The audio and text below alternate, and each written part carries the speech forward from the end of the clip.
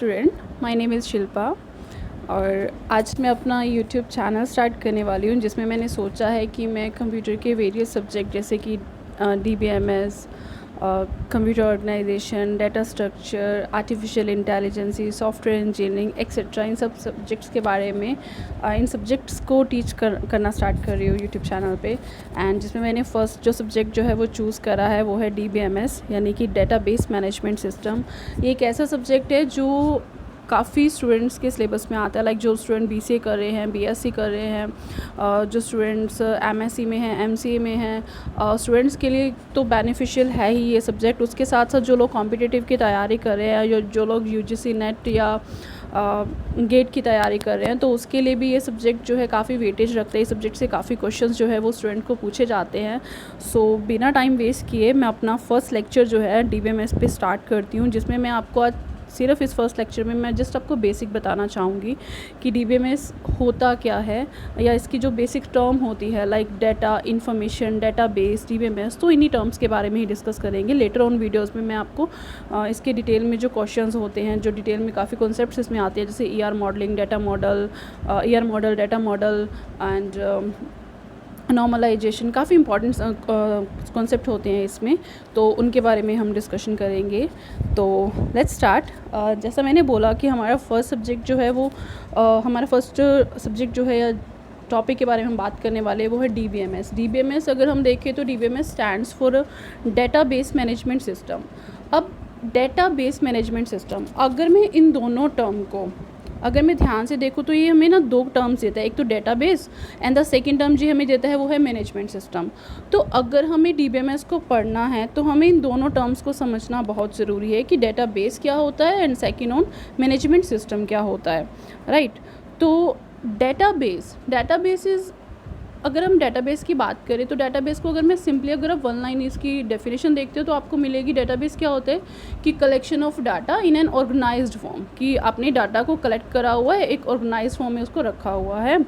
और अगर हम मैनेजमेंट सिस्टम की बात करें तो मैनेजमेंट सिस्टम एक ऐसा सिस्टम है जो हमें अलाउ करता है, एक सॉफ्टवेयर सिस्टम होता है जो हमें अलाउ करता है कि हम डाटाबेस को क्रिएट करें और उसको मैनेज करें। मैनेज में क्या होता है कि क्रिएट करना, डाटा को डेटाबेस क्रिएट करना, उसमें कल को कुछ नया अपडेट करना है, हमें इंसर्ट करना है, रिट्रीव करना है, इस तरह से वेरियस चीज़ें होती हैं जो मैं आपको डिटेल में समझाऊंगी। तो इसकी जो पहली बेसिक टर्म्स होती है डेटाबेस की, जैसा मैंने बोला डेटाबेस क्या होता है कि कलेक्शन ऑफ डाटा होता है। कलेक्शन ऑफ डाटा होते हैं तो सबसे पहले मुझे ये देखना चाहिए कि डाटा क्या होता है, ठीक है। तो इसी तरह से हमारा जो फर्स्ट बेसिक कॉन्सेप्ट आता है DBMS में वो आता है डाटा। डाटा क्या होता है, आपने अक्सर सुना होगा डाटा के बारे में। आप जब भी डाटा बोलते हो, डाटा के बारे में पढ़ते हो, आपको मिलता है कि रॉ फैक्ट्स एंड फिगर्स। अब क्या होती है raw facts and figure? Data जो होता है, अगर हम इसकी डाटा कुछ भी हो सकता है, अगर हम इसे डिटेल में पढ़ें तो डाटा क्या होता है कि कोई भी टेक्स्ट हो गया, रेंडमली कोई भी टेक्स्ट हो गया, अल्फ़ाबेट्स हो गए, नंबर्स हो गए, सिंबल्स हो गए, इमेजेस हो गई, वीडियोस क्लिप्स हो गई, व्हाटएवर, ये सारी चीज़ें जो है वो डाटा होती हैं। लेकिन कब? जब वो अनऑर्गेनाइज्ड फॉर्म में होती हैं, ठीक है। हमने अक्सर पढ़ा है कि डाटा क्या होता है, रॉ फैक्ट्स एंड फिगर्स या अनऑर्गेनाइज्ड फॉर्म ऑफ इंफॉर्मेशन, उसको हम डाटा बोलते हैं। तो पहली बात, ये डाटा और इन्फॉर्मेशन जो दोनों चीज़ें होती है। सेकेंडली अगर आप इन्फॉर्मेशन के बारे में पढ़ते हो तो इन्फॉर्मेशन को हम अक्सर पढ़ते हैं कि इन्फॉर्मेशन क्या होती है, प्रोसेस्ड फॉर्म ऑफ डाटा होती है, कि डाटा को जब हम प्रोसेस कर देते हैं वो इन्फॉर्मेशन बन जाती है। एक्चुअली अगर हम ठीक से देखें ना तो ये दोनों टर्म जो होती हैं, जो डाटा होता है और इन्फॉर्मेशन होती है, ये दोनों टर्म डिफरेंट नहीं है, एक दूसरे से रिलेट करती हैं, ठीक है। मैं आपको एक एग्जाम्पल देती हूँ। डाटा में क्या होता है कि फॉर एग्ज़ाम्पल मैंने यहाँ पे लिखा है, मैंने यहाँ पे एक नेम लिख दिया, सॉरी, मैंने क्या करा, मैंने यहाँ पे अगर एक नेम लिख देती हूँ, जस्ट एक नेम मैंने यहाँ पे लिखा कि शिल्पा, ओके, और यहाँ मैंने कुछ नंबर लिख दिया, ठीक है। तो अब भी ये जो टर्म, दोनों टर्म है वो क्या है, वो डेटा की फॉर्म में है, वो रॉ फॉर्म में है, बिकॉज अनप्रोसेस्ड है। मुझे नहीं पता ये शिल्पा नाम जो लिखा हुआ है ये क्या है, या 25 लिखा है ये क्या है, ठीक है। अभी ये रॉ फॉर्म में है जिससे कोई मीनिंग नहीं निकल रहा, ठीक है।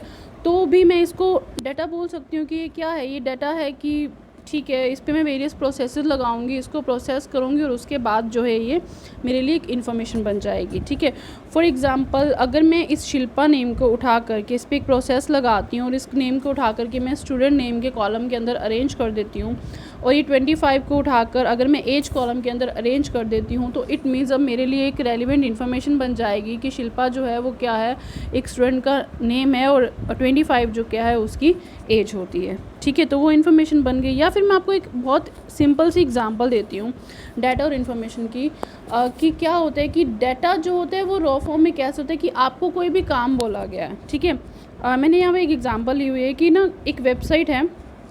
ठीक है, तो हमें ये देखना है कि उस वेबसाइट पे नंबर ऑफ़ विजिटर कितने हैं उस वेबसाइट के ऊपर। ठीक है, कंट्रीज़ वाइज अगर हमें देखना है कि नंबर ऑफ़ विजिटर कितने हैं उस वेबसाइट के ऊपर, तो जो भी उसके वेबसाइट के ऊपर जो कंट्रीज़ के विजिटर होंगे, वो विज़िट कर रहे होंगे, वो सब डाटा हम उठाएंगे। वो सब डाटा होगा जो हम उठाएंगे। एक लार्ज डाटा क्या होता है, बेसिकली लार्ज टर्म होती है कि आपने बहुत सारा डाटा उठा करके इकट्ठा कर लिया है। ठीक है, उसके बाद आप उसके ऊपर प्रोसेस लगाएंगे। आप ये जानना चाहते हैं कि कौन सी कंट्री जो है वो कौन सी कंट्री के विजिटर जो है वो सबसे ज़्यादा हैं हमारी किसी पर्टिकुलर वेबसाइट के ऊपर, और कौन सी कंट्री के विजिटर है वो जो सबसे कम है हमारी इस वेबसाइट के ऊपर। तो इस हिसाब से अगर हम देखेंगे तो पूरा डाटा जो था वो क्या था कि नंबर ऑफ़ विजिटर कितने हैं हमारी साइट के ऊपर, और उसके ऊपर जो आपने जो एक अपनी रेलिवेंट इन्फॉर्मेशन निकाली जो आपके लिए यूज़फुल थी या जो आपके लिए बेनिफिशियल थी, आपने जो इन्फॉर्मेशन निकाली है उसको प्रोसेस करके, तो वो इन्फॉर्मेशन है। यानी नंबर ऑफ़ विजिटर अगर हम उसको एनालाइज़ करते हैं, नंबर ऑफ़ विजिटर को जो उस वेबसाइट के ऊपर विज़िट कर रहे हैं, अगर हम उस चीज़ को एनालाइज़ करें तो हम देखेंगे कि तो हमें ये देखने को मिलता है कि यूएसए के जो विजिटर हैं वो सबसे ज़्यादा है हमारी वेबसाइट के ऊपर, और ऑस्ट्रेलिया के जो विजिटर हैं वो सबसे कम होते हैं हमारी साइट के ऊपर। तो ये हमारे लिए एक इन्फॉर्मेशन बन जाती है। तो डाटा और इन्फॉर्मेशन दोनों चीज़ें जो है ना वो एक दूसरे से रिलेट करती है। या हम अगर सिंपल सी एग्जांपल देखें ना डाटा और इन्फॉर्मेशन की, तो हमें एक असाइनमेंट मिलती है, टीचर हमें असाइनमेंट देती है कि आपको क्या करना है, आपको ये असाइनमेंट बना के लेके आनी है। तो स्टूडेंट क्या करते हैं, उस असाइनमेंट को बनाने के लिए क्या करते हैं, वेरियस सोर्सेज इकट्ठे करते हैं। कुछ 4-5 बुक्स उठाएंगे वो स्टूडेंट। ठीक है, उस बुक्स उठाने के बाद फिर अपनी असाइनमेंट को रेडी कर लेंगे, उसमें से कुछ क्वेश्चन और कंटेंट निकाल कर यूज़फुल कंटेंट निकालेंगे और अपनी असाइनमेंट को रेडी कर लेंगे। तो इस हिसाब से अगर देखा जाए तो वो जो बुक्स उठाई जो स्टूडेंट ने, वो बुक्स उसके लिए क्या थी, डाटा थी जो रॉ फैक्ट में था। उसमें से उसने कुछ एनालाइज़ किया, अपनी प्रोसेस लगाई, और उस प्रोसेस को लगा करके उसने जो कंटेंट निकाल करके अपनी असाइनमेंट रेडी की, और वो असाइनमेंट जो होगी वो उसके लिए इन्फॉर्मेशन हो जाती है। ठीक है, नेक्स्ट टर्म जो हमारे पास आती है वो आती है डाटाबेस। ठीक है, डाटाबेस क्या होता है, डाटाबेस हमने बोला कि क्या होता है कि collection of data in an organise form, कि डाटा को कलेक्ट करके हमने एक ऑर्गेनाइज फॉर्म में रख रखा है, तो वो हमारे लिए डाटा बन जाता है। क्यों हम रखते हैं ये डाटा को कलेक्ट करके, पहली बात तो ये आती है कि डाटाबेस बनाना ही क्यों है भाई। एक्चुअल में क्या होता है कि बहुत सारी ऑर्गेनाइजेशन, आप किसी भी रैंडम ऑर्गेनाइजेशन का नाम ले लो, सबके लिए यूज़फुल जो चीज़ होती है, यूज़फुल एसेट जो होती है वो डाटा ही होती है। ठीक है, जैसे आपकी कॉलेज की बात करें, कॉलेज के लिए स्टूडेंट्स का डाटा को कलेक्ट करके रखना ज़रूरी है। ठीक है, क्यों कलेक्ट करके रखना ज़रूरी है, क्योंकि कल को उनको वेरियस जो है वो इन्फॉर्मेशन चाहिए होती है, लाइक हाउ मेनी स्टूडेंट्स जो है वो कितने स्टूडेंट ऐसे जिन्होंने मैथमेटिक्स लिया हुआ है, कितने स्टूडेंट ऐसे जो कंप्यूटर साइंस से रिलेटेड है।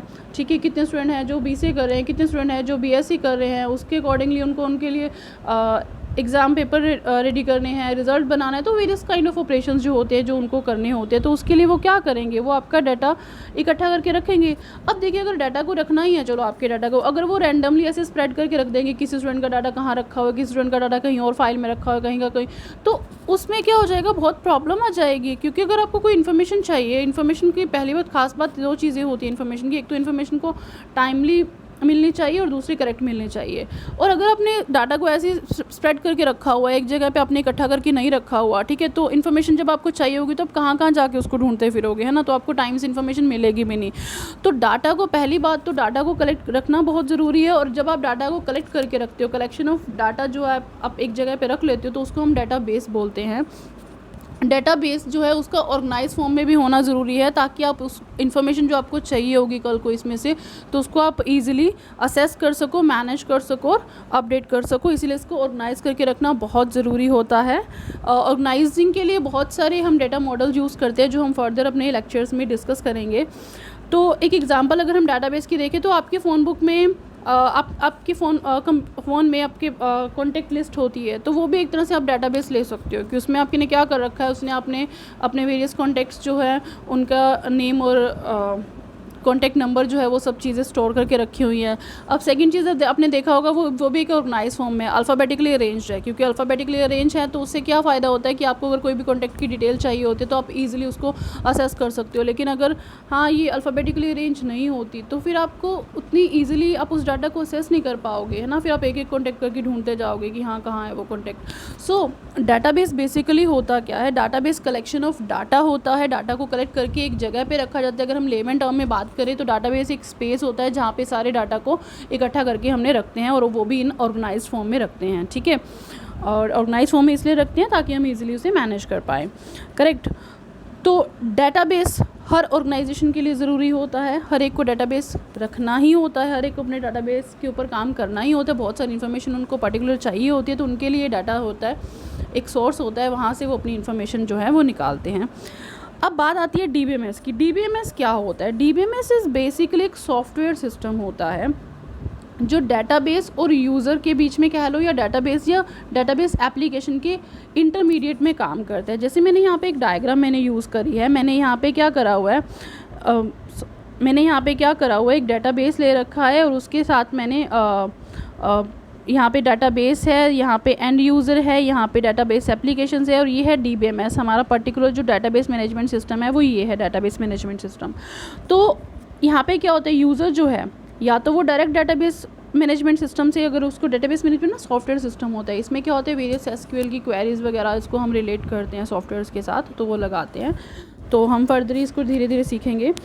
तो यूज़र जो है वो डायरेक्टली भी इस according to this diagram, user जो है वो डायरेक्टली डाटाबेस के साथ कनेक्ट कर सकते हैं। उसको अगर एसक्यूएल की क्वेरीज आती हैं वो डायरेक्टली उस क्वेरीज को लगाएगा। एसक्यूएल एक लैंग्वेज होती है, डाटाबेस लैंग्वेज होती है, जिससे हम डाटाबेस को मैनेज कर सकते हैं, ठीक है। डाटाबेस क्रिएट कर सकते हैं और मैनेज कर सकते हैं। तो यूज़र डायरेक्ट एसक्यूएल क्वेरी से भी डाटाबेस की क्वेरी लगाएगा, और वो डीबीएमएस जो है वो क्वेरी जो यहाँ पे लगी हुई डीबीएमएस के अंदर वेरियस जो अपनी क्वेरीज लगा रखी हैं, वो डायरेक्टली डाटाबेस से डाटा को जो है वो असेस भी करेंगे और क्रिएट भी करेंगी। या फिर यूज़र क्या कर सकते हैं, कोई डीबीएमएस एप्लीकेशन हमने बना के रखी हुई है, कोई सॉफ्टवेयर बना के रखा हो, जैसे लाइब्रेरी का डाटा यहाँ पे पड़ा हुआ है, समझो इस डाटाबेस में लाइब्रेरी का डाटा पड़ा हुआ है, और ये एप्लीकेशन है जो लाइब्रेरियन यूज़ करता है अपने रिकॉर्ड्स को मैनेज करने के लिए। सपोज एक स्टूडेंट है, उसको बुक इशू करवानी है, बुक की डिटेल जानी, एक बुक है 105, ठीक है, उसको 105 बुक की डिटेल जानी, ये आईडी है बुक की। तो यूज़र जो है, यूज़र कौन होगा, वो लाइब्रेरियन होगा जो भी सॉफ्टवेयर को यूज़ करेगा। वो अपने पर्टिकुलर लाइब्रेरी वाले सॉफ्टवेयर में जाएगा, वहाँ पे जाके अपनी बुक आईडी वगैरह डालेगा, और एक बटन होगा उस पर क्लिक करेगा। उस बटन पे फर्दर क्वेरी तो डीबीएमएस की लगी होती है, एसक्यूएल वगैरह ऐसी कमांड्स ही लगी होती हैं। तो वो एप्लीकेशन सॉफ्टवेयर जो है वो आगे रिक्वेस्ट करेगा डीबीएमएस को, और डीबीएमएस जो है वो आगे डाटाबेस से इस पर्टिकुलर 105 बुक के बारे में जो भी डिटेल होगी वो निकाल कर वही प्रेजेंट कर देगा उस सॉफ्टवेयर के ऊपर, ठीक है। सो डीबीएमएस क्या होता है? डीबीएमएस बेसिकली एक इंटरमीडिएट सॉफ्टवेयर सिस्टम होता है जो वर्क करता है डाटाबेस और एप्लीकेशंस के बीच में, करेक्ट। इसके बारे में डिटेल में हम आगे जानेंगे। अभी मैं जस्ट आपको एक इंट्रो देना चाहती थी कि ये चीज़ होती क्या है। अगर आप लोग कुछ किसी टॉपिक के स्पेशल के बारे में, वैसे हम डीबीएमएस को ही मैं कंटिन्यू करूँगी फ़िलहाल। अगर आपको किसी स्पेशल टॉपिक के बारे में सीखना है तो आप मुझे कमेंट कर सकते हो। And if you like my teaching तो आप do subscribe this channel and press bell icon. Thank you.